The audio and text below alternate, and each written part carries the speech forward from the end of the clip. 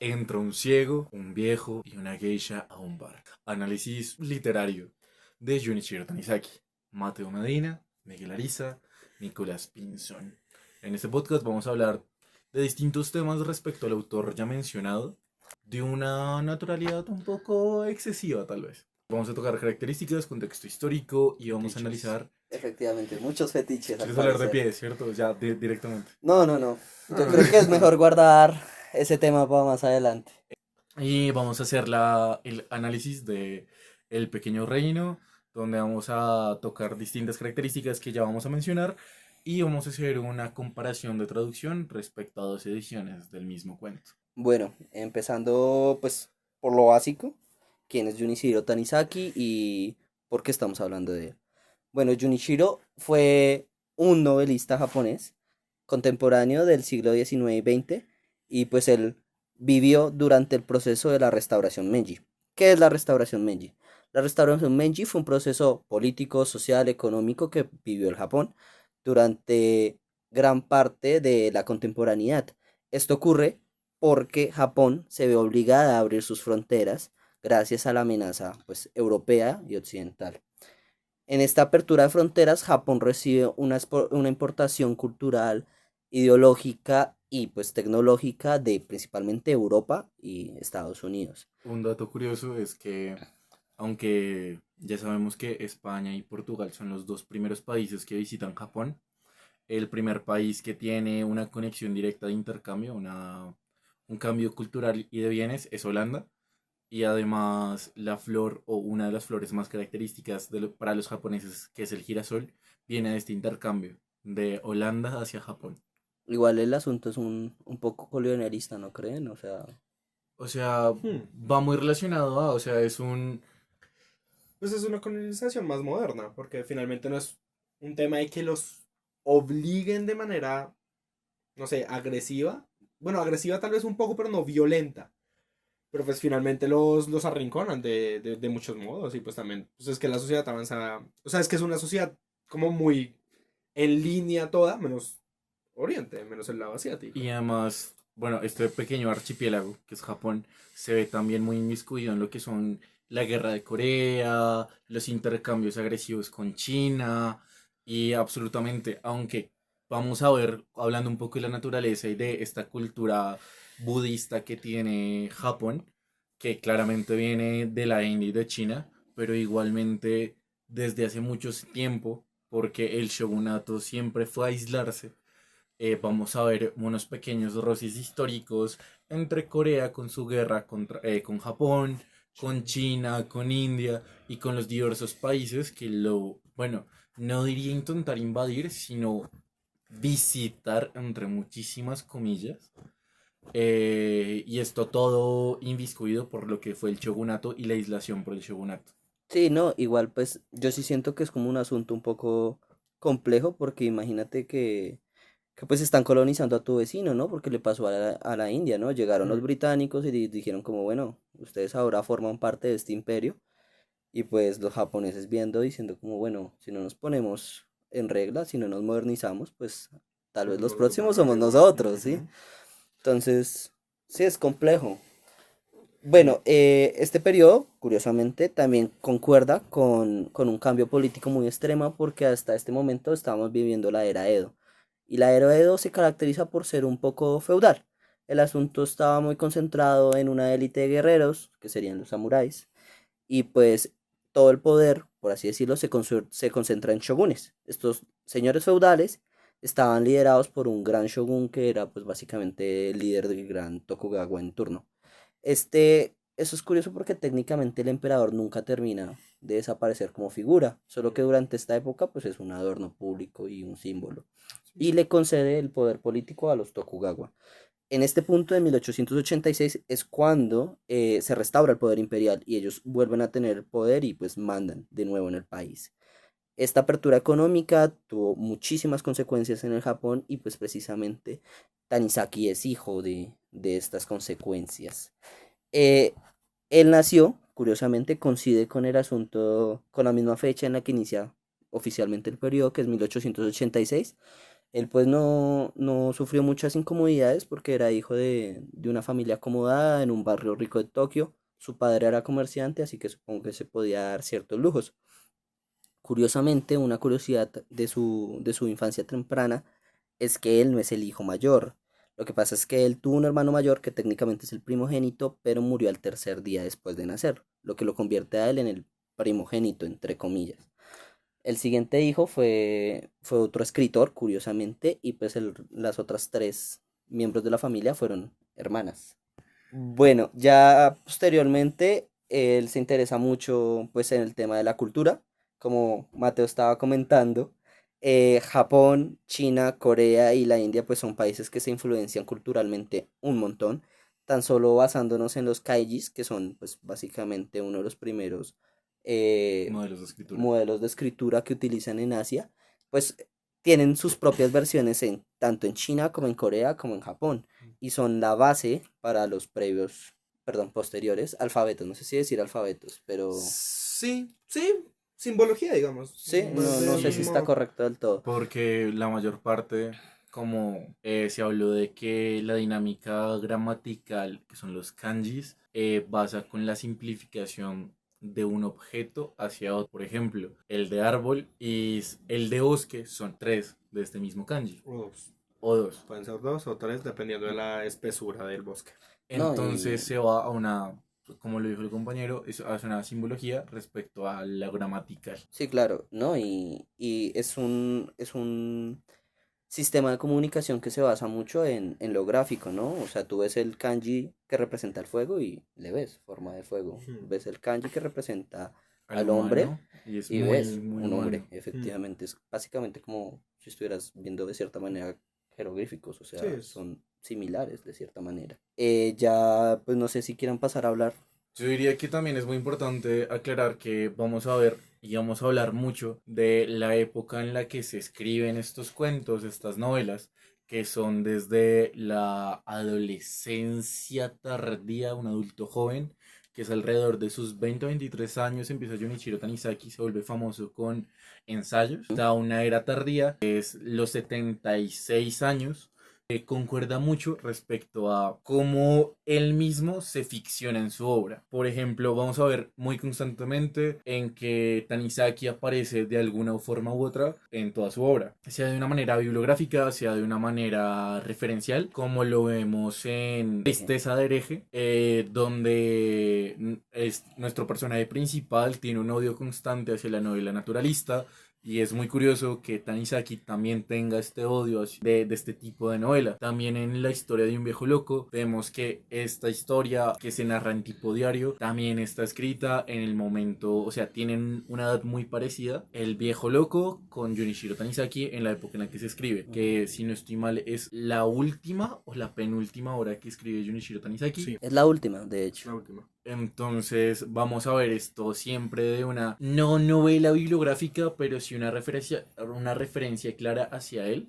Pues claro, no es innegable que todo autor escribe desde su experiencia humana, y algo que también es muy curioso, que pues no vamos a hablar mucho de ello, es que también Cervantes, que es uno de los pioneros más grandes en la novela, también hace una referencia hacia él, una referencia ficcional en el capítulo 7 de la primera parte del Quijote.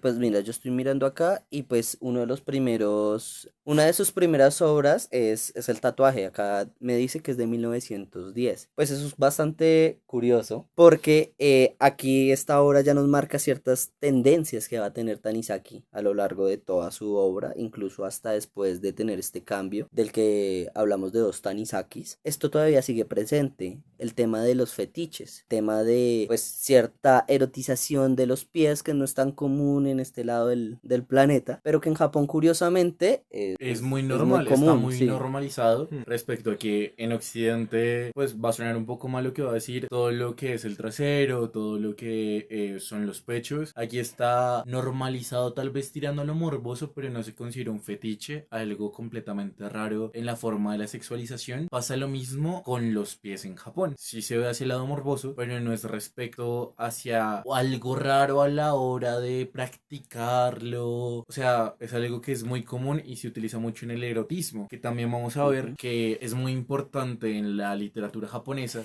siempre tirar hacia lo erótico y no a lo pornográfico. Mm. Nunca vamos a ver algo explícito, sino siempre va a ser Sutil. algo leve, pues no leve, sino algo no tirando a gráfico, diría yo. Sutil. Realmente es más un tema de sutilidad, porque el tema principal es que no hay sexo, realmente, no hay sexo, Pues no es no que se da el no. acto Exacto. sexual con la, o sea, en No la sé, penetración o tocamientos de ese estilo, sino más un tema de O pues tal vez sí lo cierta haya, pero apreciación. no es no, gráfico. porque sí, o sea, hablamos de que no se ve de una forma literal, o sea, no, Exacto. en el texto no está completamente literal, sino se da de una manera explícita. Sí. Es como un, bueno, y tuvieron más hijos. O sea, Ujú. sí se ve esta relación, pero no se utiliza de una forma pornográfica, más se van a ver varias imágenes eróticas, tanto en el viejo loco, como en el tatuaje, como Naomi también. en Sí, Naomi, Naomi es clarísimo. y también el cuento que nosotros vamos a analizar un poco más a tardío, vamos a darnos cuenta que es uno de los pocos cuentos que no tiene fetiches. Que Mm. eso es algo que estábamos hablando al principio cuando leímos por primera vez el cuento antes de empezar el podcast, que es algo muy curioso y es algo que, igual que Tristeza de hereje, es algo son dos cuentos distintos porque Tristeza de hereje empieza de una manera onírica, que es la única obra que empieza de esta manera, que empiezan los sueños, Ujú. y que es algo muy importante también que resaltar en la obra, las diferentes maneras en las que se utilizan los términos narrativos y este tipo de estilo. No, y el tema de los pies, no sé, no estoy seguro si proviene de ahí en Japón, pero sí estoy seguro que en China, durante gran parte de su historia, hubo una práctica que terminó siendo prohibida, que era la de los pies de loto. Entonces consistía en hacer una presión muy fuerte sobre los pies de las niñas durante su crecimiento para que estos pies o sea, se terminaran deformando a tal punto que terminaran siendo pequeños. Entonces, no sé si es una importación cultural desde China o curiosamente ambos llegaron a la misma conclusión estética, pero está presente en Asia, no es exclusivo de Japón. Pero yo sí creo que Tanizaki toca estos fetiches con morbo, de cierta manera. O sea, genera morbo en el espectador, no es como un asunto de normalizar el sadomasoquismo, normalizar, no sé, la dominación. Pero sí siento o sea, no están descritos de tal manera que tú como lector digas, oh, ok, normal. Sino que tú sí, pues por ejemplo, yo cuando leí las escenas del viejo loco, yo sentí asco. Ok, pero también volvemos al aspecto de que es una regresión cultural, de que para nosotros Sí. eso es un fetiche, pero en Bueno, Japón sí, es no. verdad. Sí, eso te iba a comentar yo, porque pues claro, para nosotros es un tema un poco hasta repulsivo, porque pues si no, o sea, no lo compartimos mucho y también esta cuestión que se ve pues muy a menudo en sus cuentos, que es el tema de la mujer dominando completamente al hombre, casi que sí, poniéndolo a sus Ya, pies realmente, aquí no es común, Figurativo y literalmente, sí. literalmente. ya que tocan este tema, me gustaría tocar los ejes centrales de Tanizaki, que el primero va a ser la fascinación por la belleza destructora, el segundo va a ser la caprichosa crueldad de la mujer amada, que lo Ujú. vamos a ver en El Viejo Loco, y lo vamos a ver en Naomi, que en su traducción es el amor de un idiota. El tercer punto o eje central es la búsqueda del ideal de la madre perdida, y el cuarto es la pasión amorosa transgresora, que es lo que ustedes hablan, de una mujer dominante de una manera transgresora, que se ve extremadamente explícito e implícito en El Viejo Loco, donde la nuera de este viejo se aprovecha de muchas maneras del viejo. Sí, no, pero, o sea, no solo es transgresor pues, por los actos que hace esta pareja, sino también por la naturaleza de la relación. O sea, estamos hablando pues, de un anciano teniendo relaciones o pretendiendo tener relaciones sexuales con la esposa de su Igual hijo. tiene relaciones de cierta manera sexoafectivas, ¿no? No en un Sí, término de penetrativo, pero pues claramente O sea, la nuera le enseña lo que es a este viejo el necking, y pues el necking obviamente es una vaina que se hace pues con un amante, por decirlo de algún modo. sí, claro, obviamente no dejas que cualquier persona Ujú. te bese el cuello. pero, uy, es que esa escena es durísima. O sea, Sí, las tres escenas que pasan en el baño, o sea, hablamos de un intento de abuso de parto del viejo hacia la nuera, que es la primera escena. La segunda escena es ella viendo que necesita aceptar ciertas cosas que el viejo quiere hacer, pero de una manera distinta, que es de pasar el cuello, pasa la pierna, y en el momento en el que ve que necesita algo mucho más denso o mucho más jugoso respecto a lo monetario, le deja chuparse los pies. O sí, sea, sí, estoy de acuerdo con eso. Pero entonces ahí es donde está realmente pues la pregunta, quién tiene el poder en esta relación? El viejo, porque pues es el viejo, pues que el patriarca de la familia, por así decirlo, y que tiene el poder económico, el músculo económico, o ella, que es la que pues, lo tiene básicamente a sus pies. Que ahí hablamos de la caprichosa crueldad de la mujer amada. En este Ujú. caso, la nuera es este ser amado por este viejo loco y es extremadamente caprichosa y se aprovecha de esto.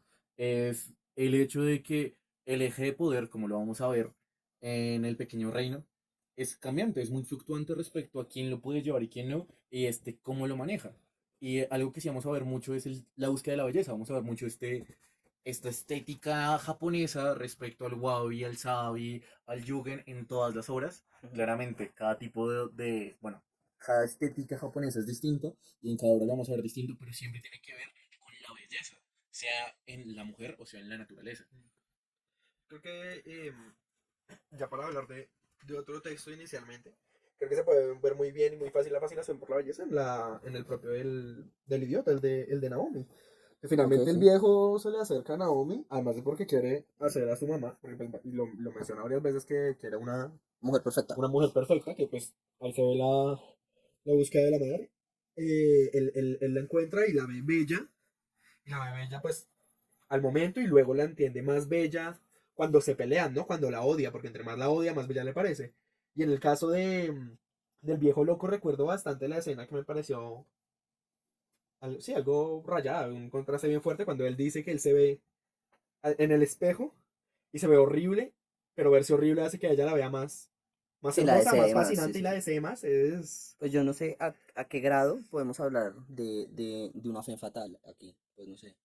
Porque pues no cumple como tal con el estereotipo de ser de la mujer hermosa, sexy, que usa su feminidad y su atractivo físico para seducir a los hombres y llevarlos pues básicamente a la ruina, porque yo siento que aquí, pues en Tanizaki, realmente los que se buscan su propia ruina normalmente son los hombres.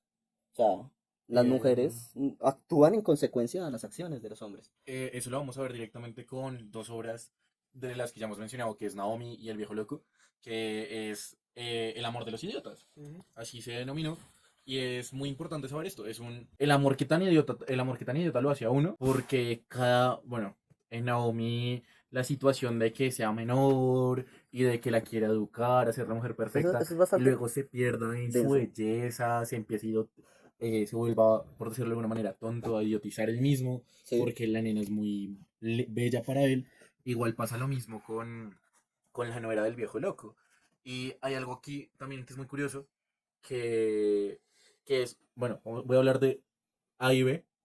En el viejo loco, también hablando sobre la crueldad y esta mujer poderosa, en el viejo loco también una parte dice que si le dan entre dos opciones, A y B, son la misma mujer, igual de hermosa, igual de bella, pero una es amable y la otra es cruel, él no sabe si es por la edad, prefiere a la cruel.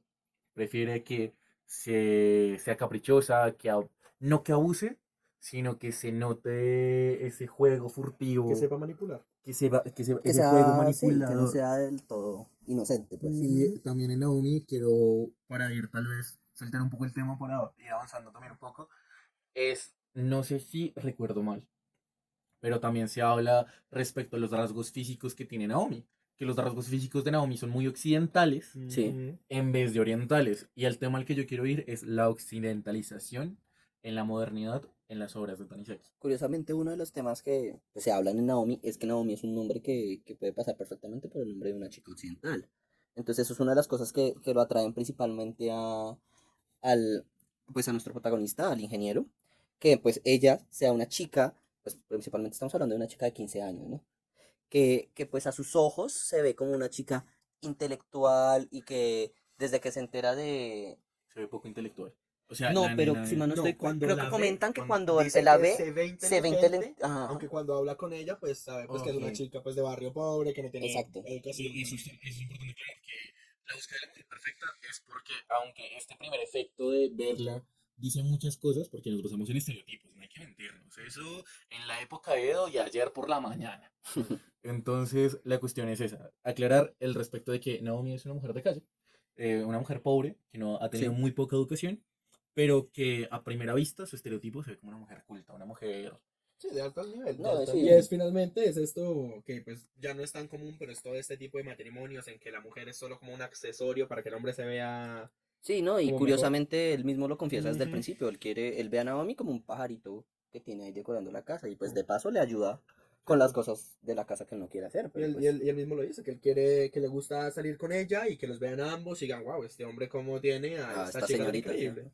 Lo que me parece muy curioso es que sí podemos trazar cierto paralelismo porque ahorita que Mateo estaba describiendo como la historia de Naomi, si yo no conociera qué es la historia de Naomi, yo estaría pensando que es la historia de Lolita, de hecho. También hablamos directamente de eso, ¿no? O sea, vamos a ver, qué gran aplauso. Vamos a ver esta comparación, estos paralelismos respecto a novelas, en este caso, novelas rusas, ¿cierto? Sí, Lolita Rusa de Nabokov. Igual, vamos a ver paralelismos respecto al occidente europeo, entre muchísimas comillas, porque siempre ha habido este debate si Rusia es europeo o si Rusia es oriental. Es que el tema es que Rusia es tan grande que Que, pasa que- por ambos lados. Pasa por entonces, todos lados, sí. en este caso, hablaríamos también de estos paralelismos en los distintos textos orientales y europeos respecto a los temas que se tocan, pero siempre estos temas, aunque son paralelismos, se deja muy a un lado la estética que realmente es algo muy importante para entender a los japoneses. No, y lo curioso es que Naomi es anterior a Lolita, porque, pues, aunque son más o menos contemporáneos, Tanizaki, pues, publica esta novela en el 24, en 1924, y Nabokov publica Lolita en 1950, y 55, si mal Son no muy estoy. contemporáneos y realmente, o sea, no, o sea, dato curioso, las traducciones en esta época difíciles, la Sí, verdad, no, no de creo un que haya una idioma a traducción otro. directa del ruso. Yo no creo Sí, que Tanizaki aunque haya hayan leído pasado Lolita. casi 10 años, duró Y este no creo aspecto. que Nabokov tampoco haya leído Naomi, No, ¿no? no creo que no. Pero sí me parece curioso este tema de cómo el hombre mayor, que pues obviamente tiene pues cierto poder, no solo social, pues porque estamos hablando de sociedades muy machistas en cierto punto, sino también económico, que toma a una niña, básicamente, y la convierte en algo que él quiere, en una muñeca, básicamente. Pero esta muñeca termina de cierta forma tomando el control y manipulándolo a él, porque pues lo mismo le pasa a Herbert, si mal no estoy, en Lolita. O sea, él termina siendo exprimido económicamente por Lolita, que, a ver, merecido, Claro, sí. y Lolita termina yéndose con otro malo.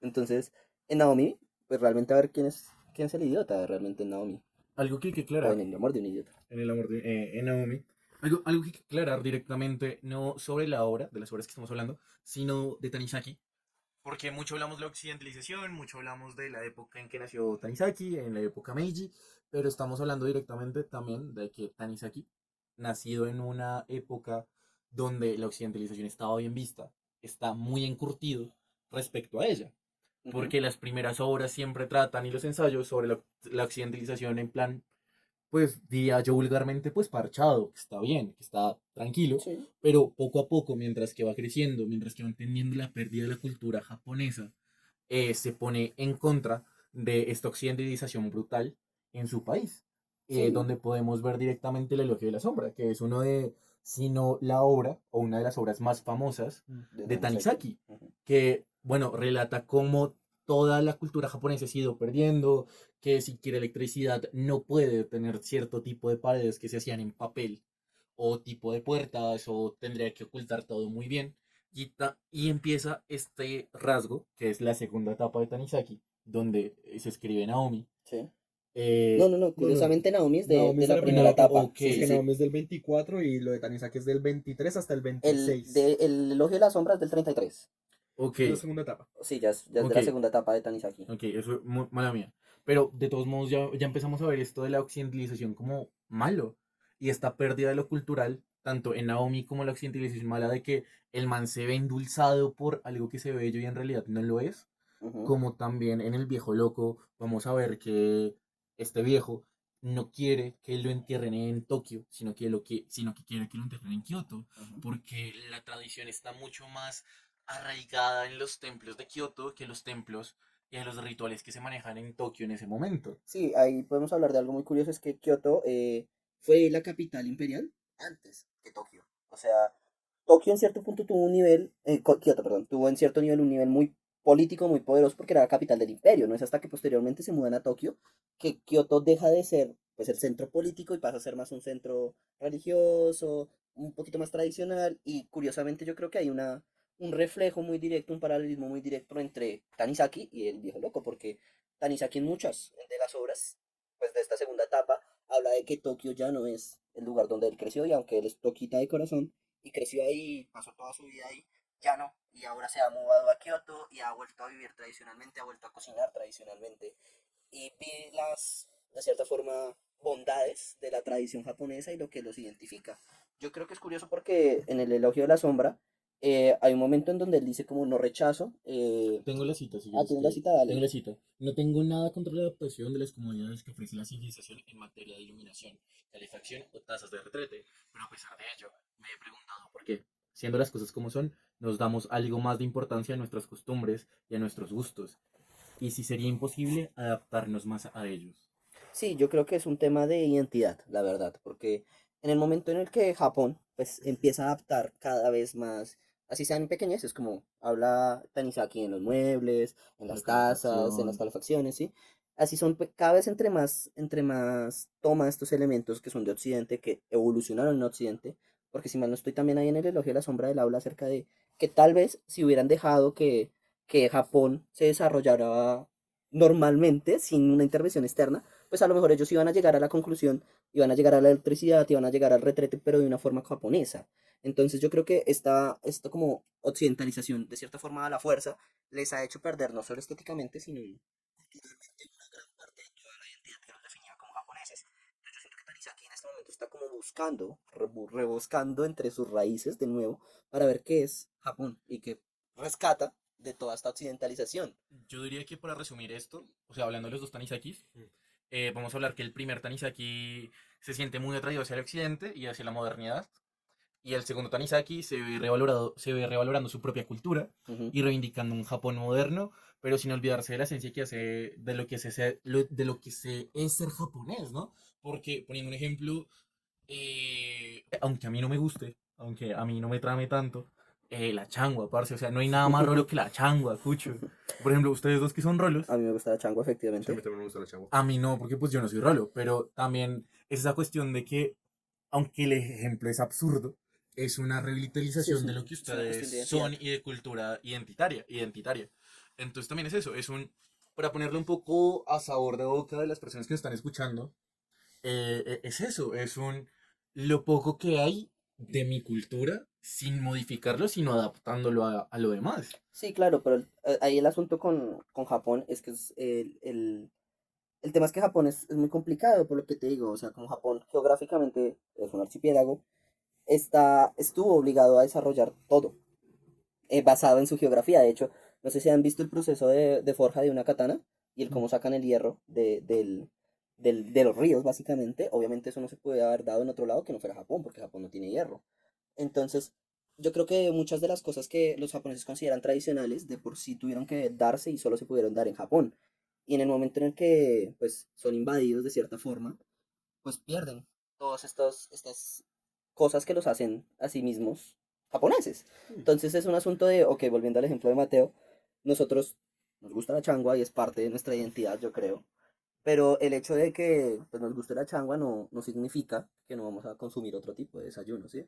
Entonces yo creo que Tanizaki era muy consciente de que por más que él quisiera, aunque no creo que quisiera detener esta modernización, era consciente de que no se podía parar, de que era un proceso que ya había empezado y no iba a tener un fin, y que además, por eso creo que toma elementos de su cultura de Japón y trata de adaptarlos a la modernidad. Claro, no. Tanizaki en ningún momento busca como... O Sí, sea, no es no, que rechace la modernización, sino que busca una manera de reivindicar pues toda la cultura, todo lo japonés, todo sí. lo japonés. Eso yo creo que se puede ver claro en el pedazo en el que habla de que el baño perfecto es un baño en uno de los templos de Kioto, porque específicamente se está alejado y está más metido en la naturaleza, pero pues eso no significa que él no vaya a usar un bidet, porque pues el bidet obviamente, Es aunque mucho más es práctico. moderno, es mucho más práctico y a pesar de que la calefacción no le entre bien en la casa, él sabe que necesita calefacción porque es una de las maneras pues naturales en las que se vive hoy en día, porque pues el humano también se ha acostumbrado a la Sí, modernidad. claro, ya nosotros somos hijos de la modernidad, o sea, ¿cuántos de nosotros sabemos usar, o sea, encender fuego O sea, rudimentariamente? O yo no sea, enciendo una fogata como lo hacían mis ancestros con los dos palos exacto, sí, ¿no? Ya somos, Sí, o es sea, parte del yo ser uso humano, yo creo. periódico. O sea, ya el avance es inevitable. Ya volviendo un poquito al tema de Tanizaki, yo por eso siento que tiene estas dos etapas muy marcadas en su escritura. Curiosamente, el cuento del que vamos a profundizar un poquito ahorita va a ser el del pequeño reino, que es de la primera parte, si mal no estoy, de Tanizaki. ¿Alguien tiene la fecha ahí a la mano? El Pequeño Reino específicamente es de 1918. Ok, entonces sí, forma parte de la primera etapa de Tanizaki. Aunque a mí sí me parece también peculiar una de las novelas de la que no hemos hablado mucho y es acerca del ciego, el diario de Ujú. el cuento de un hombre ciego. Porque es curioso porque de por sí no siento que haya tampoco tanto estilo marcado de Tanizaki en esta novela, porque pues más llamada podemos decir que es una novela histórica, pues no ficcional, pero es una novela histórica, pues está basada en... Es muy normalista. Sí, no tiene como ese marcado estilo de Tanizaki de los Es muy eclipses. naturalista, no normalista, perdón. Muy naturalista. Que es algo que Tanizaki dice que Que detesta, detesta, ¿no? sí, sí, Que, sí. bueno, en varias traducciones, bueno, no traducciones, sino en varias como tipo entrevistas o ensayos, siempre se ha recalcado el hecho de que Tanizaki detesta lo naturalista. Y es muy curioso que una de las novelas sea muy naturalista, sea un hecho muy arraigado a la sociedad y a lo histórico. Es que él, en una de las entrevistas que yo leí de él habla específicamente de que él no se ve de política y por eso mismo no le gusta meter absolutamente nada de política. Para lo que le gusta meter es la cotidianidad de las personas, ciertas costumbres y pues las bellezas y ciertos temas estilísticos pues de las personas y en Japón. Entonces yo tampoco, la novela a mí o sea, me gusta, Sí, a mí porque también me me parece gustó una novela bastante. histórica que se parece bien, bien divertida, porque realmente se siente como si un señor ciego en un bar me estuviera contando una historia Sí, yo y yo siento que tuviera una que vez, creerle. una vez superas como cierta barrera inicial de fechas, nombres y lugares, se vuelve bastante divertida. No, pero hablando de eso, aunque va a sonar muy naturalista respecto a las obras, en varios cuentos, en varias novelas, siempre se ve este régimen de que siempre se empieza muy, por ejemplo, en el segador de cañas, Sí. inicia siempre este momento, es un momento muy largo de, bueno, nuestro primer narrador, bueno, dato curioso, bueno, este cuento es muy parecido a una obra de teatro Oki, Ok, ¿no? ¿Kabuki? O... no, la otra. Ay, ¿No? no me acuerdo. No, no, no, No, no, No, la no. otra es no, no. no. Sí. A la obra de teatro no, porque se utilizan dos narradores, uno que hace preguntas y el otro que responde las preguntas. Pero lo importante aquí es que en la primera parte de este cuento se hace un trasfondo histórico hacia el shogunato muy grande. O sea, se vuelve muy naturalista en el sentido de que se vuelve algo muy histórico. Y luego llega la cortador de cañas, y que es, bueno, el segador de cañas está muy inspirado en uno de los cuentos o mito más famosos en Japón, que es la princesa Kaguya. Ujú. Entonces, también vamos a ver esto, que en varias obras vamos a ver un poco de este naturalismo que tanto detesta Tanizaki, bueno, no diría tanto naturalista, sino Sí, que está muy arraigado hacia la cultura japonesa y Ujú. recalca mucho esta forma histórica de la cultura japonesa, los tipos de teatro, los tipos de música, los tipos del los héroes. formato de los poemas, Los héroes los héroes históricos. históricos, que es Ujú. algo también no tan naturalista como le estaba llamando antes, sino muy referencial a la historia cultural japonesa, Sí, que es algo que no hemos tratado mucho y que yo no he visto que se haya tratado demasiado respecto a la clase que tuvimos. sí, igual yo siento que es un poco, no es que Tanizaki sea de por sí naturalista, sino que creo que pues obviamente es hijo es japonés, o sea, y la cultura japonesa es un asunto de que tiene una relación muy diferente con la naturaleza como la tenemos nosotros acá en Occidente, pues acá en Occidente un poco la naturaleza ha pasado a ser, pues, Pictórica. no, no, no, y yo creo que desde la Biblia nosotros tenemos como una relación muy de dominación con la naturaleza, ¿sí? O sea, nosotros de cierta forma explotamos la naturaleza y no hay una relación como más anímica, simbiótica con ella. Mientras que en Japón hay un respeto por la naturaleza y curiosamente si tú te fijas en muchos estampados japoneses más o menos que datan del siglo XVIII, XIX, hay un respeto inmenso por la naturaleza. Kawabata en su discurso de ganador del Nobel, no recuerdo en qué año, el año se los debo, lastimosamente, habla mucho sobre esto, pero lo habla desde los poemas antiguos japoneses y chinos respecto a los tres, es que no recuerdo los nombres, soy muy malo para los nombres, se los debo, les aparecerán aquí en pantalla, que son los hombres de la luna, los tres hombres de la luna, Ok. los poemas están muy referenciados a la luna y hacia la naturaleza. Entonces Kawabata es uno de estos pioneros, que hay que aclarar que Kawabata antes de ser escritor quería ser pintor, Mm. y era pintor. Era. Sí. Entonces, todo lo que se ve narrado desde Kawabata, no sé si han leído La tristeza y la vergüenza, creo que es. No, no es lo bello y lo triste, ¿no? Lo bello, No, es lo lo bello y lo triste. triste. de Kawabata se va a ver esta imagen pictórica de la naturaleza que también se ve muy reflejado y de una forma muy paralelística respecto al secador de cañas. Sí, ¿no? Y no solo, o sea, yo siento que de cierta forma el paisaje y la geografía japonesa se presta a eso, ¿no? O sea, no sé si han visto esta famosa estampa que se llama, creo que la gran ola de Kawata. Bueno, Ujú. es una ola gigante que asedia a un pueblo japonés que se ve, pues, empequeñecido por una ola gigante. Y lo mismo pasa con todos estos temas, o sea, las montañas son inmensas, o sea, hay un respeto, no solo respeto, sino temor por la naturaleza, porque la naturaleza es inmensa y nosotros como seres humanos somos pequeños ante ella. Y esto viene desde, bueno, desde India y desde China, con Sí, Buda. Esto viene muy arraigado hacia la cultura budista, hacia el respeto hacia la naturaleza, a los dioses de la naturaleza. Y esto también se ve en Japón muy arraigado porque hay una isla que se llama Shinto, ok. que la isla No sé qué Shinto visto. es como esta isla que está completamente cargada de dioses naturales, donde está prohibido cazar animales, dañar la naturaleza de algún tipo. Entonces también vamos a ver esto. Tal vez no vayamos a profundizar mucho en este tema respecto a lo Ujú. budista y lo shintoísta, pero sí, como de la manera en la que vamos a ver es que en la obra de Tanizaki siempre se ve esta naturaleza como una forma de deseo, una forma de lo bueno, una forma del bien. En Tristeza de hereje vamos a ver cómo el cielo va a representar de alguna u otra manera la libertad, alcanzar el culmen de lo que el protagonista quiere. Vamos a ver en el diario de un viejo loco cómo la naturaleza es mucho más importante para él en el ritual de la muerte.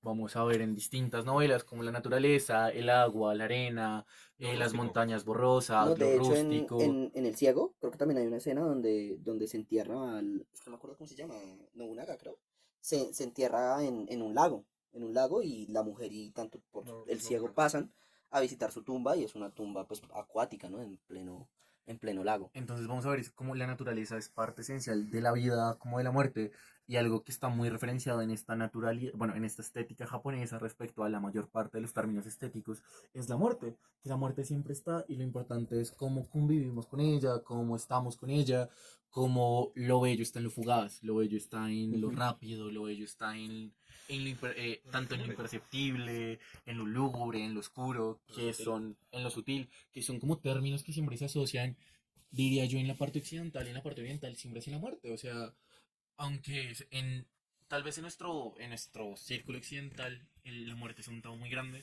podemos representar que siempre se habla en Oriente o en lo que hemos leído, en este caso en Tanizaki, se habla de la muerte o de personas cerca de la muerte por distintas circunstancias con frecuencia, que no es un tabú, no le da no tiene un miedo directo a decir estas personas se pueden morir o se Sí, van a morir, yo como en siento que Tristeza de hereje. es otra de las grandes diferencias culturales que tenemos Occidente y Oriente, pues en Occidente siempre ha sido como, o sea, nuestra relación con la muerte siempre ha sido un poco eh, difícil, ¿no? En el sentido en el que todo lo efímero, así como está en la Biblia, vanitas, pues, vanitas, vanitas, algo así, todo es vanidad. Ujú. Básicamente todo lo efímero, todo lo que tenemos acá en el mundo terrenal es inútil porque es nada ante la eternidad de Dios. Y también, de hecho, pues nuestros grandes textos y muchas veces estamos destinados a tratar de evitar la muerte, aunque sea inevitable. Mientras que por otro lado, la cultura asiática siempre se ha caracterizado por tener esta concepción de la muerte un poco más cíclica, ¿no? Entonces el asunto es, estamos desde el hinduismo con el tema de la reencarnación, también con el budismo, y curiosamente, esto sí me parece muy curioso, y es que Japón, aunque es una cultura muy tradicional en muchas cosas, o sea, es una cultura que no permite mucho cierta apertura sexual, cierto cambio de roles de género o cierto cambio en los mismos roles de la familia, son muy abiertos frente a la religión, ¿no? En Japón han recibido influencia sintoísta, han recibido influencia budista, incluso hinduista. Hubieron católicos en México, voy a decir, en Japón. Ujú. Cuando llegan los españoles y los portugueses, hay pueblos católicos completamente. Yo quiero tocar dos puntos. Y el primero es, me gustaría mucho que alguno de nuestros oyentes pusiera en comentarios cuántas veces se dijo curioso o curiosamente de la desde las palabras de Nicolás, ¿no? También volviendo al tema de la naturaleza, o sea, centrándonos tal vez un poco porque nos estamos abriendo mucho Sí, es respecto verdad. Sí, un poquito. al análisis del pequeño reino, demasiado nos abrimos. Sí, lo hemos estado postergando un poquito, tal Eh, vez. No, es que como lo parte ahí. abrimos y empezamos a ampliar Sí, la, creo la que vamos a conversación. empezar el análisis luego de terminar el tema de las características de Tanizaki. Ok. Pero Poco a poco nos desviamos un poquito, sí, es verdad. Hay terminamos demasiado el que análisis hablar. hace como 20 minutos. Es que esto es lo rico de Tanizaki, ¿no? Que Sí, siempre es muy interesante. es muy abierto al debate, es muy abierto a poder dialogarlo con distintas personas que lo hayan leído, porque es muy explícito, o sea, realmente todo es muy Sí, es dado directo. dado a, bueno, es esto, y usted interprétalo como quiera, usted vea cómo puede hacer las cosas, lo vemos en el diario de un viejo loco, con que es un diario, pero no es un diario porque el diario está para leerle uno solo, pero este diario se vuelve algo que la nuera empieza a leer y vemos, y también vemos fragmentos de No, pero otras creo que escrituras. te estás confundiendo tal vez con la llave, porque creo que en el viejo loco nunca No, la nuera se no lo menciona lee. que la nuera lo lea. Pero sí hay una adición de Sí, terceros. sí, el Sí, sí, diario, sí, sí, sí. pues de Ok, cierta perdón. forma desde su concepción tiene que ser personal, ¿no? Y pues al final del extracto, pues del diario del viejo loco, hay varios extractos que no le pertenecen a él, pues porque obviamente no puede narrar su propia muerte. Ujú. Entonces, pues es una trampita que hace Tanizaki, creo yo, para poder narrar la muerte del viejo. El final. Pero igual sí siento que nos volvemos a desviar y Entonces, vamos a bueno, hablar del Sí, sí, pequeño sí. reino. bueno, volviendo al tema de la naturaleza, como ya lo mencionamos antes, que este fue el tema que abarcó el cambio respecto a centrarnos, a ampliarlo, es que como vimos en las anteriores obras, se ve como algo que es deseado, que es algo venerado. Pero en este caso, lo poco que vemos de la naturaleza, que pues es en el texto lo dice de una manera distinta. Bueno, no distinta, sino muy abreviada, que es M y G en la prefectura, M en el pueblo G, si no estoy mal, me disculparán. En este lugar, que es un rural, un lugar provincial, se diría de Ujú. mala manera, vemos cómo se enferman o se termina de enfermar la familia, en este caso la esposa y la madre de nuestro protagonista, Ujú. que les da una pregunta, porque yo en este momento soy muy malo para los nombres. ¿Cuál es el nombre del protagonista? Uy, el del pequeño reino, yo me acuerdo que es un profesor, pero no me acuerdo exactamente de su nombre. Shokichi se llama. Chokishi. Pero es Kajima. Sí, sí, Shokichi Kajima. Kajima. Kajima, ok. Vea, vea, el análisis del mal, ¿no? Entonces, es esto, o sea, aunque iniciamos por la naturaleza porque es lo más concordante respecto a la narrativa que llevamos en el podcast y de que llevamos hablando, creo que sería principal y lo ideal sería que alguno de nosotros hiciera un pequeño resumen lo más concentrado posible. Bueno, pues básicamente el Kojima, ¿cuántos años tiene? 33, ¿eh? ¿Cierto? 30, no, 36. 36, 36 36. 36. años. Sí, sí, sí. Bueno, Kojima tiene 36 años.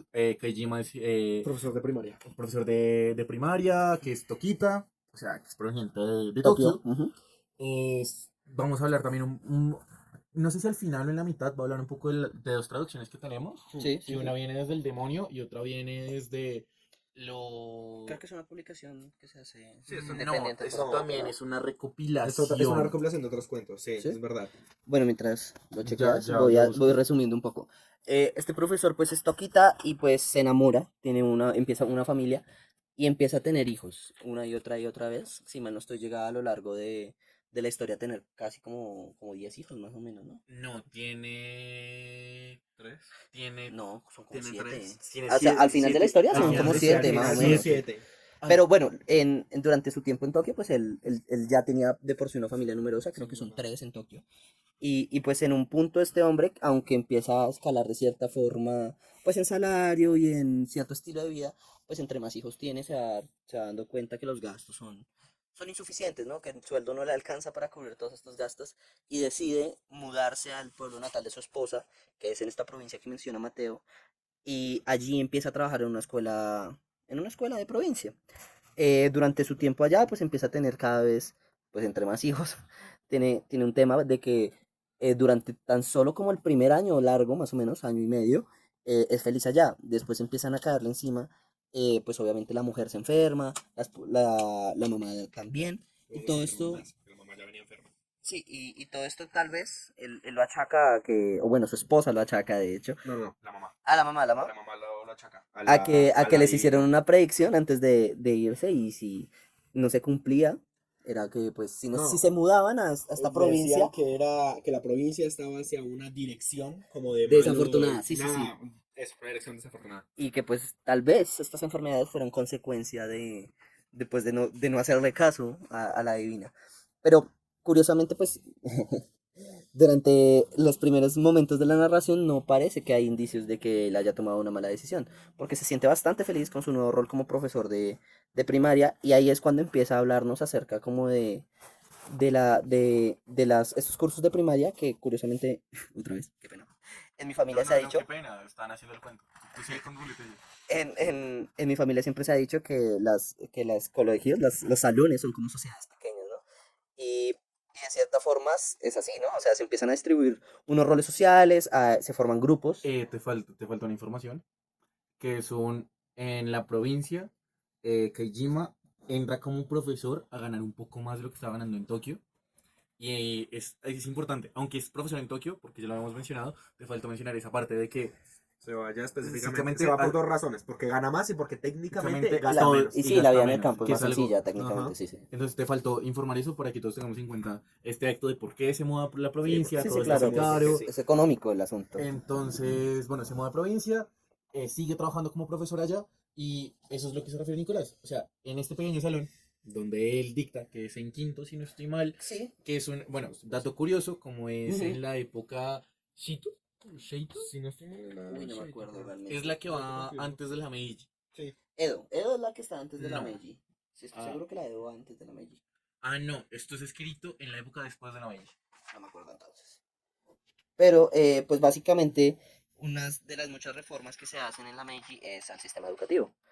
Y volviendo un poco al tema, él, pues, también adquiere cierta responsabilidad con estos niños, no solo pues porque es su profesor, sino porque el sistema allá en esa escuela de provincia es que él se hace cargo de un grupo de estudiantes y conforme van creciendo, él sigue haciéndose cargo del mismo curso hasta que pues se gradúan. Ok, me corrijo. Toda esta época de Tanizaki se escribe en la época de Taisho ¿Ok? y toda la narrativa de Tanizaki transcurre, o sea, todas las historias transcurren en la época Meiji. Ok. Dato. Listo. Igual pues es que Tanizaki muere como con 79 años más o menos. Y la Meiji solo llega a durar más o menos con 45 o 35 años, no estoy Te doy seguro. la esta exacta que Entonces tenía el pues dato hay un perdido. cambio, o sea, alcanza a vivir 2 eras, básicamente. La Meiji del 8 de septiembre de 1868 al 29 de julio de 1912 Ujú. y la Taisho va del 30 de julio de 1912 al 24 de diciembre de Sí, 1926. entonces pues igual pues prácticamente una parte de su vida está en la transformación Meiji, en la era Meiji. Volviendo al tema, pues en esta sociedad que se da en el salón, él empieza a analizar a sus estudiantes y todo cambia con la llegada de un niño, que no me acuerdo Numakura, Numa. Yo el nombre. siempre yo los tengo hiper asociado a que es hijo de un obrero. O sea, Sí. Bueno, este niño que es Numakura. Numakura, Numakura. Numakura, que es un hijo de un obrero, como comenta Mateito, pues cuando nuestro protagonista lo ve por primera vez piensa que va a ser un niño revoltoso y que va a ser un niño pues muy poco inteligente. Pero curiosamente se da cuenta que, que no, que al contrario, que él empieza a tomar el liderazgo del curso y tras del hecho, pues en clase no se comporta como un niño revoltoso ni como un niño poco inteligente. Entonces, las tornas del poder empiezan a girar hacia Nomakura y toda esta sociedad que es el curso se empieza a ver liderada por Nomakura. ¿Nomakura? Sí, Numakura. Numakura. bueno, para sintetizar un poco el final, vamos a ver cómo se crea un pequeño reino en este salón, donde Nomakura es El presidente. el presidente. Pues yo diría más Y Shogun. Shogun, yo diría. Ya De entramos en esa cierta forma, discusión es... ahorita ya porque es la entramos que tenemos. dentro de poco esa Ok. discusión. Y es, bueno, se vuelve este presidente, donde el profesor se ve abrumado por la ley que se crea en ese pequeño reino, al punto en el que sucumbe a ella y empieza al final del todo con el último diálogo, empieza a no solo rendirse entre ellas, sino a propagarle un poco, ¿no? Con esta escena de la leche, dice, no, te dejo los 1000 yenes, pero papi, la leche debe valer como 1 yen porque estás Sí, claro. ganando 5 mensuales. O sea, y estoy No, yo no creo poniendo los que precios la todavía leche por el valga cielo. un yen si Estoy cobras poniendo los 5 precios mensuales, por... sí, no. Sí, sí, Se sí. te va el sueldo de un mes en Cinco 5 tarros de leches. leche. Entonces, es eso, ¿no?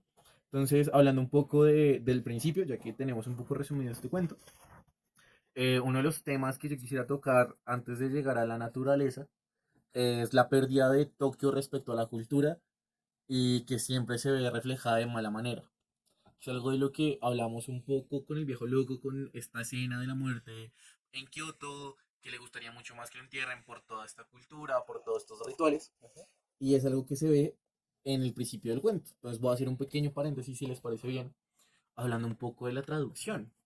Que aquí Ujú. las dos traducciones, la primera traducción, de la que nosotros realmente estamos sacando, que fue la traducción que más nos gustó, viene de El muchacho y otros relatos de infancia cruel, traducido, bueno, traducción y prólogo por Daniel Aguilar. Ok. La siguiente es de El demonio y otros relatos. Este nombre sí es un poco más difícil, Perdónala. me perdonarán si lo pronuncio mal, que es Enodio Quintero. Salud. Salud. Dinero. Dinero, espectacular.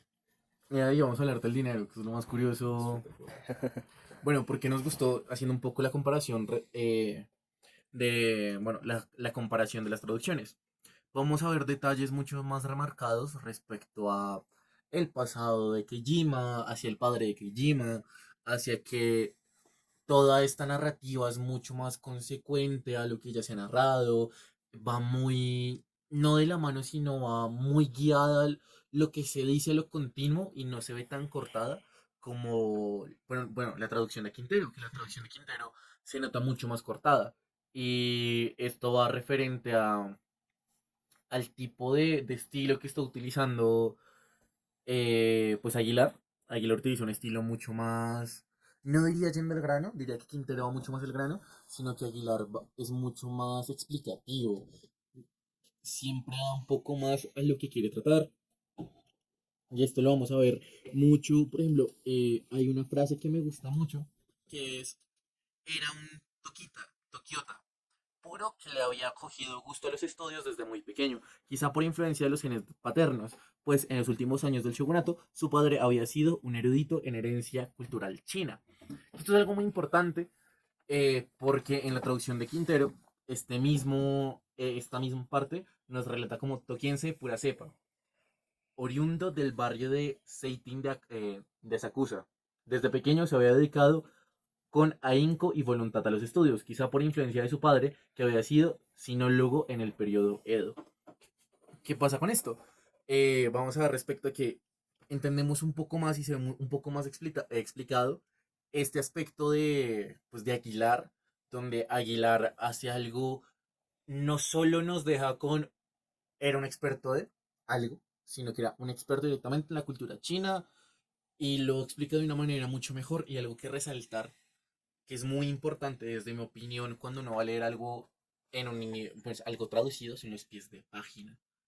Y lo que vemos con Quintero es que no hay muchos pies de página, por decir que prácticamente hay cero pies de página. Ujú. Y en este caso con Aguilar se toma el tiempo de haber tomado la investigación. Y como hablamos antes, vamos a ver este narrativo bibliográfico en Tanizaki, donde en este caso el primer pie de página de la traducción de Aguilar dice, se trata obviamente de la ciudad de Maebashi, en la prefectura de Guma, en donde es originaria la primera esposa de Tanizaki. Vemos este aspecto bibliográfico, ficcional del propio autor en su Sí. obra, entonces esto también nos deja ver un poco más de profundización a Tanizaki respecto al tipo de traductor que se va a leer. En este caso, aunque no es el predilecto para muchos, para mí en este caso yo me quedo con Aguilar, excepto con Quintero, que Quintero aún así es uno de los traductores más famosos de Tanizaki. Mm. Es que realmente no podemos ver la extensión. Quintero tiene una extensión bastante más corta. No sé cuántas páginas exactamente, pero es bastante más corto en comparación a la de Aguilar. Son alrededor de que 30 páginas y los otros son como 60, 40. Sí, son como casi sus Sí. 60 paginitas. Entonces, claro, en eso podemos ver que, o sea, finalmente, claro, no son detalles vitales para la narración, porque pues finalmente ambas narraciones pues explican bien lo que está sucediendo, Pero nos dan contexto. claro, la narración de Aguilar es una narración mucho más profunda y que también nos da una sensación más cercana con los personajes, sí, porque no es solo que el papá haya sido un erudito X de una época, sino que era un erudito que estaba especificado en cierta cosa y por eso mismo este hombre básicamente muere por sus ganas de estudiar, porque pues por ponerse a estudiar y ser un erudito, pues no logra tener un oficio y, sí, tener una estabilidad real, Lo monetaria. único que quiero reprocharle directamente a Aguilar es un poco el narrador. el narrador se vuelve un poco confuso. Se vuelve un Sí, poco confuso, que eso es algo que también es muy importante relatar, ¿no? Que aunque tenemos esta, bueno, explicación de dónde vienen las cosas, el narrador se llega a perder, pero no es algo, bueno, es algo muy importante para el lector, pero no es algo que en este caso sea muy relevante porque se sigue entendiendo toda la lectura. Sí, no le da sí, Y es algo confusión a la que... lectura, sino a uno instintivamente como, tal vez me equivoqué sí, en no, cómo lo está pero narrando. pensando en esto, yo estaba pensando que el narrador está en tercera, ¿no? El narrador es en tercera Y persona. termina en primera. Pues no sé si termina en primera, yo creo que más bien es un narrador en tercera persona que está narrando desde la perspectiva del profesor, ¿no? O Ok. sea, no es omnisciente, no creo que sea omnisciente el narrador del Es que no todo, es omnisciente porque es que solo vemos la perspectiva del del profe. profesor, porque Sí, sí, sí. realmente no sabemos qué piensa el niño Exacto. o el hijo o la hija. Es más, la hija no tiene diálogos. Pero por eso te digo, o sea, si bien el narrador tal vez está en tercera, la perspectiva podría estar fija, o el foco narrativo más bien está fijo en el profesor y por ello tal vez llega a generar confusión, no sé, pues obviamente, porque no hablo japonés, cómo será el asunto desde la obra original. Si se genera esta confusión, ahí sí pues ya se sale de mis manos. Pues estamos hablando de que, aunque se pierde un poco en la obra de Aguilar, también vemos cierta parte de, aunque es un poco menos perceptible, en la parte de Quintero, Sí, yo creo que que tiene un final muy, muy parecido, están traduciendo la misma obra, pero igual tiene como esos toques de perderse el tipo de narrador, si Kaijima es el que está narrando, pero a la vez inicia el hecho de, de que inicia en tercera persona, de que nos cuenta quién es Keijima, de quién fue el padre de ujú, Ay, Keijima, que hoy día se instalan. Además, no dice mi familia se instaló o, sino día de la la primavera, familia sino de la familia Keijima de se Keijima se sí, sí, instala. instala. sí. Sí. Pero yo siento que el de Aguilar tal vez es más cercano al estilo de Tanizaki en otras obras, ¿no? Sí, o sea, yo lo sentí, por ejemplo, en El diario de un viejo loco, Ujú. en Naomi, este estilo de narración un poco mucho, o sea, O un sea, poco mucho, valga la redundancia, más, valga lo, más, valga lo mal que hablo, más detallado, ¿sí? más Como más detallado, mucho más dando esos datos. Ujú. explicativo, yendo hacia la cultura, yendo a que es muy importante en qué ciudad, qué hacía cada persona. Esta explicación es muy importante desde lo que hemos leído para Tanizaki. Sí, igual, pues ya entrando un poquito más en profundidad de la obra, yo siento que tal vez este confusión empieza a ocurrir desde el momento en el que el profesor empieza a como a decaer mentalmente, ¿no? O sea, Claro, también. hay una claridad narrativa indudable durante gran parte del cuento y es cuando este profesor empieza a decaer mentalmente por culpa de todo lo que le está pasando, que tal vez empieza a confundir un poco el narrador por el asunto de que cuando, como él es el que está sufriendo, el que está cayendo mentalmente, pues necesitamos contar directamente pues cómo está actuando él y qué es lo que él está pensando y cómo están sucediendo estos procesos lógicos dentro de él y por eso tal vez nos confundimos un poco en el narrador. Ok, entonces yo diría este paréntesis cerrado Sí, sí, sí. respecto a nuestras opiniones a la traducción. Ya hablamos de la naturaleza, ya hablamos, bueno, Paréntesis. este De pequeño paréntesis traducción. respecto a Ujú. la traducción. Hablemos de Tokio.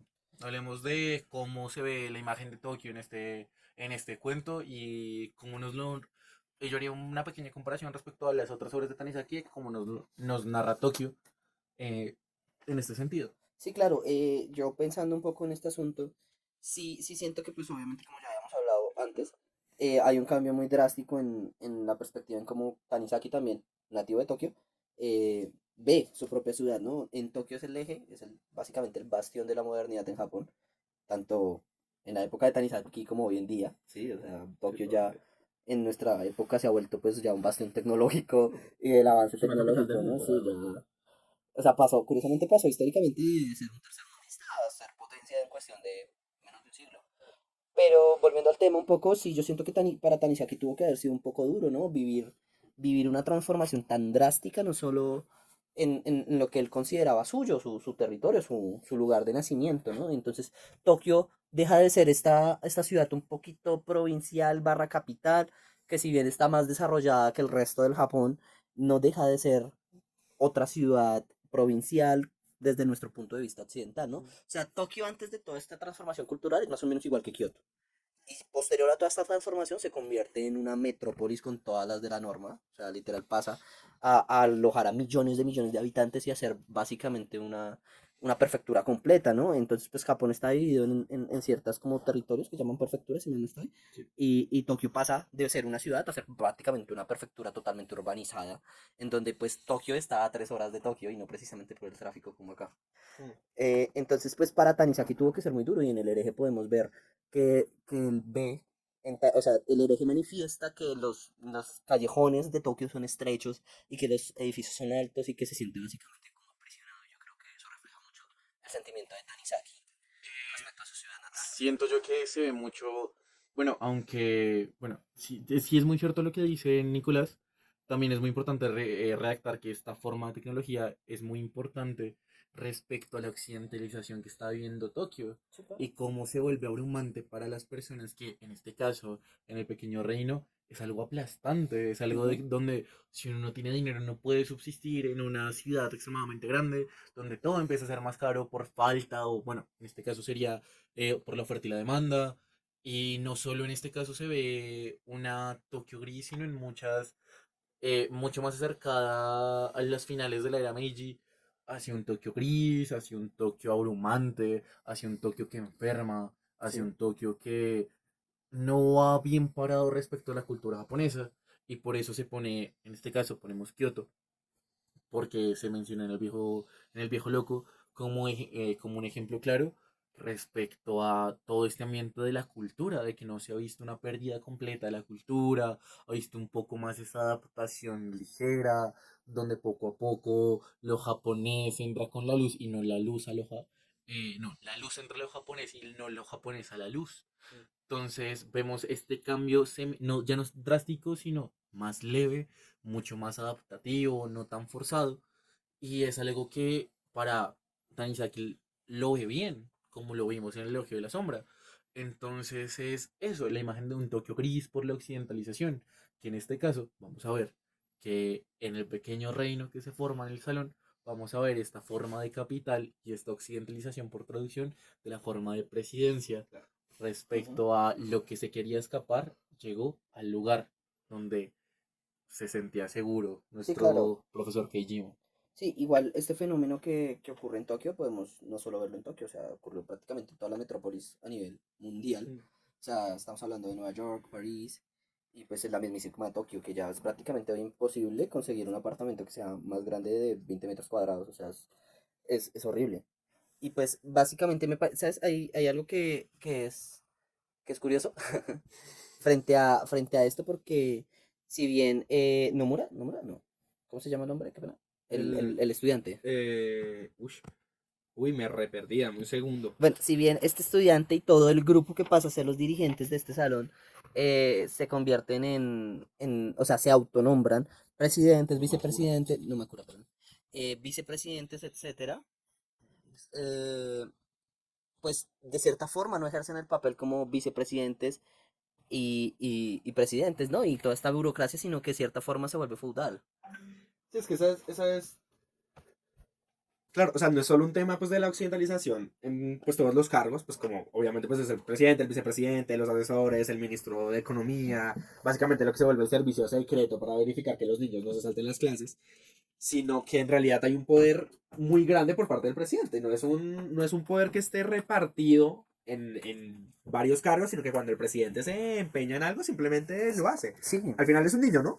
Y pues también en eso se entiende, porque el propio hijo del profesor le dice, claro, normalmente no lo hace, pero cuando tiene quiere un hacer algo, capricho, sí. tiene un capricho injusto, pues hace en realidad su capricho injusto. Pero claro, el tema es en qué punto estamos parados, y yo creo que también en esto se puede ver, como esto es en el inicio de esta época de Tanizaki, la primera etapa, la de pues toda esta idealización a Occidente, podríamos también verlo como ese propio conflicto que hay en el Japón de la época en este escrito, que es un conflicto entre la occidentalización, la modernización y mantenernos en el shogunato, en un rey, digamos. ¿Sí? Sí, claro, es que no puedes desarticular un sistema que ha funcionado 150 años en 20 años. O sea, es completamente, pues no sé si ridículo de cierta forma, porque es que es ilógico, o sea, plenamente porque la gente se va a pegar a lo que conoce, a sus tradiciones Ujú. y obviamente va a generar oposición hacia esta novedad, ¿no? Entonces es lógico que en Japón durante la época, aunque se haya querido implementar y desde pues la cúpula del poder se haya implementado la modernidad, pues hasta en los más bajos estratos es imposible que lo implementes homogéneamente al mismo tiempo. Claro. Lo otro que podemos tocar es el tema capitalista, ¿no? O sea, todo el mercado.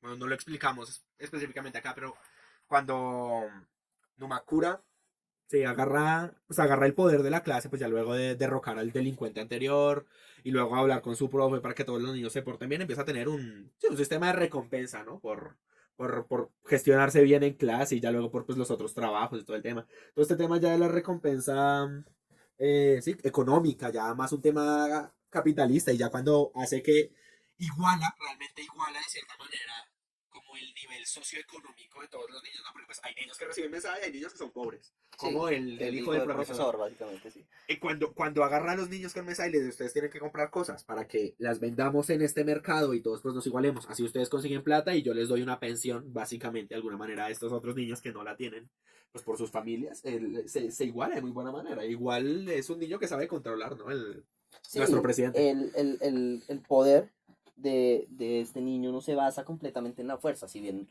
en varias veces durante el cuento nos dicen que él no es precisamente débil, pero que físicamente tampoco es la fuerza superior físicamente, o sea, no es una fuerza bruta, su poder no es una tiranía impuesta por la fuerza, sino que al contrario, de hecho, parece que todos en este curso han decidido seguirlo y darle el poder porque él, pues es un líder justo y es un líder como mencionaba Miguel, que llega a hacer todo un poquito más equitativo, ¿no? Entonces, si hasta las personas que eran como más aférrimas a defender lo anterior, el gobierno anterior, por así decirlo, se unen a él y pasan a ser sus ministros y sus vicepresidentes y sus consejeros, etcétera, pues obviamente hasta el más débil de la clase se ve beneficiado por estas nuevas políticas, por así decirlo. Realmente los niños ricos también lo dicen, ¿no? Que están, bueno, los niños ricos, ¿no? Por decirlo así, los niños como más adinerados de Sí, la clase están felices porque pues ya no es un bully que va a cascarlos y agarrar su dinero, diciéndolo así, mal dicho realmente, sí. sino que ahora es realmente un sistema en el que ellos tienen cierto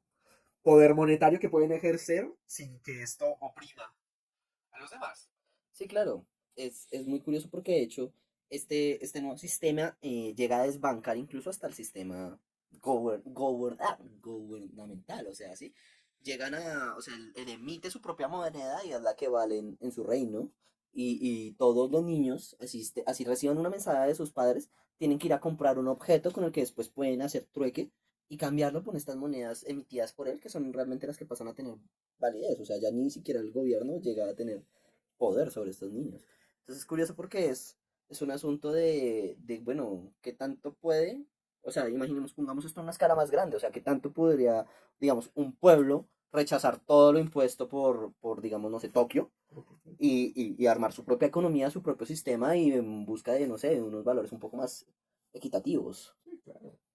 Es que realmente es eso, es una comunidad rebelde, por decirlo de algún Sí, modo. Y, no sé, igual es complejo, ¿no? Porque en el tema en el que hasta el profe se ve involucrado, pues curioso, ¿no? Creo que no lo dijimos en el momento, pero que el profe se haya ido por un mejor salario y todo el tema, todo lo haya salido mal y termine sin plata para comprar una leche para su bebé que está llorando, y termine entrando en este cediendo, sistema, ajá. cediendo, pero no, o sea, cede, pero se engaña a sí mismo, ¿no? Porque al final del cuento dice, claro, todo esto es parte De mi de estratagema. mi estratagema para que los niños hagan lo que yo quiero. No queda desde la mitad del cuento como, no, amigo, creo que no, creo que el Creo niño que tú ya no está... eres el que tiene el poder Sí, aquí, y, sino... o sea, se niega todo el tiempo a pesar de que acepta que el presidente, Numakura, es el que tiene, pues, claro, todo el cargo de poder en el momento. Administrativo, sí. Ajá. Sí, igual yo siento que de cierta forma eso podría simbolizar, pues, el que incluso la autoridad, que es el que tiene la autoridad real, pues de cierta forma conferida por todos los sistemas legales y toda la burocracia, que sería el profesor en este caso, cede ante el pueblo cuando el pueblo no quiere obedecer estas normativas impuestas. Vamos a ver mucho que este poder que se narra en este pequeño cuento es muy fluctuante, porque va de cabecilla en cabecilla. Claramente tenemos un poder constante, que en este caso sería el profesor, que Ujú. el profesor tiene un poder, yo diría que rosa lo directamente lo abusivo, porque él dice como no, pues es que yo les puedo gritar, yo puedo hacer ciertas Puede cosas, castigarlos físicamente. y aunque la mayor parte de la gente no está de acuerdo con esto, pues no me dice nada porque pues soy un buen profesor y tengo muchos años de experiencia. Vamos a Sí, ver que también el poder en este pequeño reino, antes de que se vuelva un pequeño reino, está en un bully porque tiene fuerza, porque tiene ese control totalitario respecto a que yo tengo poder y tú no, porque yo soy más fuerte, que es un poder implícito más no un poder otorgado. Sí, Y el es un poder, esquema social muy primitivo. sí, y cuando llega el hijo del obrero, ¿que me recuerdas cómo se llama? ¿Nomura? No, Nomakura, Nomakura. Nomakura, Nomakura. cuando llega Nomakura a la escuela, ya vemos este poder otorgado, este poder que ya no es solo de él, sino es un poder conferido por los demás estudiantes. Es, nosotros te damos lo que nosotros tenemos para que tú te puedas mover, porque también se narra que Nobokura no es el mejor en las peleas, Ujú. que no es el mejor jugando sumos, no es el más fuerte, pero que sí se puede defender, pero que de todos modos no es el más fuerte, no es el que tiene el poder más primitivo respecto a esta sociedad. Sí, sí, sí, estoy completamente de acuerdo en ese asunto. Y no sé qué tanto podría simbolizar de cierta forma la transformación pues, de Japón a un nivel un poco más global, ¿no? Porque pues estamos hablando de un Japón que como comentábamos anteriormente, se basaba pues en una élite guerrera que pues batallaba entre ella y muchas veces pues habían cambios drásticos de poder simplemente por una guerra o simplemente porque pues el anterior shogun muere y sin un poder claro pues básicamente cualquier persona, cualquier guerrero que sea hábil y esté en una posición más o menos adecuada podría tomar el poder. Mientras que ya pasamos a un poder un poquito más conferido, en donde tal vez, aunque el emperador todavía siga existiendo y pues es al final quien impone la misma restauración y la misma modernización, confiere, ¿no? Empieza a adquirir estas formas burocráticas occidentales, donde pues aparece otra vez el vicepresidente o el ministro en este caso, porque pues creo que Japón sigue siendo monarquía parlamentaria, Sí. y pues el primer ministro, los ministros y todo este tema, que pues ya dista mucho del shogunato. Ya para acabar directamente, siguiendo este podcast es un poco largo, la verdad. Sí, ya ahora hay Eh, 27 vamos, más o para menos. cerrar, quisiera hablar algo de un tema que no sé si ustedes manejarán completamente, que es este énfasis shakespeariano ¿Ok? respecto a la locura, que lo vamos a ver con Keijima. Que, bueno, Shakespeare relata que la locura se puede ver de distintas maneras. En el amor, el poder, en la riqueza, y lo va a ver, creo que de dos aspectos, tres aspectos más. En este caso le vamos a ver que el poder corrompe por la inseguridad, que es lo que pasa con Keijima. Keijima se ve rebosado por una figura autoritaria mayor que él, no porque lo sea, porque el que tiene el poder absoluto sobre la clase es Keijima, sino que empieza a tener este imaginario de que este hijo de un obrero que no ve que tenga las cualidades para ser un líder, está siendo un líder mucho más apto que él Ujú. y empieza a conspirar de que todo lo que están haciendo los niños es algo incontrolable, que es algo que él ya no puede hacer nada, y esto poco a poco lo empieza a volver loco hasta un punto en el que sucumbe, que también hay muchas cosas en la narrativa que apoyan esta situación de sucumbir hacia este sistema de poder de los niños, que es la pobreza extrema que está viendo la familia de Kejima, la enfermedad de la madre, la enfermedad de la esposa, que pues empeoran por el sistema natural que hay, que es el viento húmedo. Entonces, al perder este poder, Kejima empieza a enloquecer porque le quitan algo a lo que está acostumbrado y es algo que es intrínseco en él, porque es profesor y abusa verbalmente y físicamente de sus estudiantes. Sí, no, de hecho es bastante lógico que él pierda su cordura, porque pues en el momento en el que pues los estudiantes le arrebatan todos los métodos de control, métodos de ejercer poder que él tiene, porque todos se rebelan al mismo tiempo contra él, y ya no importa cuánto maltrato físico ni cuánto maltrato verbal ejerza sobre ellos, ya nadie va a traicionarlo, a Nomakura. Y a la vez ya el poder de él se consolida superior al del profesor. Y ya que traes a Shakespeare a colación, me parece una analogía, pues que Hamlet de hecho trata precisamente de la confrontación entre la tradición y pues de cierta forma una modernidad, una nueva lógica académica de cierta forma, porque en Hamlet se ve esta dicotomía que tiene Hamlet entre matar al asesino de su padre, que pues es su tío, o volver a ser un hombre lógico como le fue enseñado en la academia. Entonces yo creo que Japón también de cierta forma vive esta misma dicotomía entre aceptar pues una modernidad que los obliga a renunciar a su identidad